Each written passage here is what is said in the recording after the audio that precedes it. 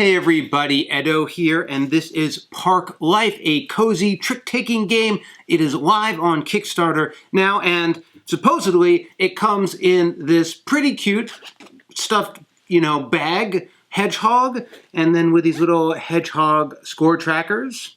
I guess they might look like a hedgehog. And this is definitely a simple trick-taking game.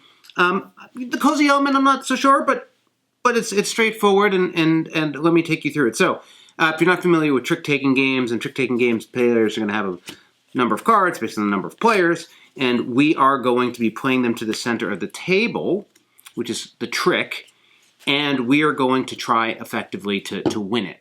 And then that's going to start determining points. And so, trick-taking games like spades or hearts typically use suits, and then you're trying to have the highest card in that suits. In this game, you have seasons or weather conditions. You snowy or hot. There's rainy. There's smoggy. So I don't even know if it's weather conditions, sort of as outdoor conditions. And then you have just numbers, like on playing cards. And the way it works, typically, not all trick-taking games, but commonly, is when a player plays, there's usually a trump suit, a suit that is the suit that everyone's trying to play with, spades, hearts. In this case, it's a trump weather condition. And the way it's set in this game is the player who plays first sets the condition. So I've played hot, and so now everyone else is trying to play a hot card.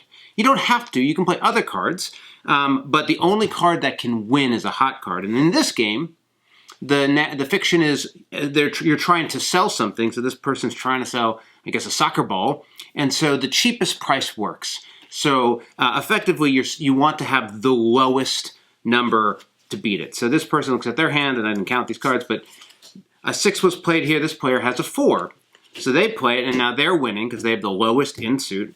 Let's say this player goes, and they don't have that suit, so they could play a lower number. They could play a 3, a windy 3, but because the windy 3 is not on the starting suit, it's not going to win. And the last player looks at their hand, and oh look, they happen to have sunny 3, so they would win. Now, so nuance number 1: player sets the suit or the condition, and then lowest number wins. The second bit is, you'll notice there are these little house icons. I believe these icons are going to change, but the winning player, all the other players lose these cards, but the winning player gets this card as their points, 3 points, and then have to discard a number of cards based on the number of houses. So in this case, I would then go to my hand, I'd get that for points, and then I'd look at my hand and say, all right, I want to discard this other card. Cards that are worth higher amounts of points, like this 7, would make you discard 4 cards from your hand. So one of the things that's interesting about this game is it's light, but the shifting hand sizes create some dynamics around, well, if I have less cards, I might be out of future rounds, so how am I going to take that into my scoring? But that's it. That's the basic game. You are playing to lowest cards on conditions. Like in other trick-taking games, you're trying to manage your cards, so maybe you intentionally lose a round to then come in later. There is, in the basic edition, one 0 card, just one, somewhere in here, and it's the hedgehog, and it's not worth any points, but it wins on all suits, so somebody has that. And that's it. This is a simple trick-taking game. There's an advanced mode, which introduces some more hedgehogs, but then these down arrow cards. These are like set collection cards. When you play them, they do a couple things. One, their value is equal to the number of that same suit you have in your victory pile. So initially, it's a lower number. It's 0 because you maybe don't. But as the game goes on, it might be worth 1 or 2 points depending on what's going on, and that might impact whether or not it wins. And then the other thing is, when you're doing final scoring, it's worth a point for every one of those suits that matches. So it has dynamic scoring. So I think that's an interesting extra addition. There was another kind that the rule said not to use, so I don't know what the side-to-side arrow does, or if these are going to make it into the final edition. But anyway, this is Park Life. Look, this is really simple.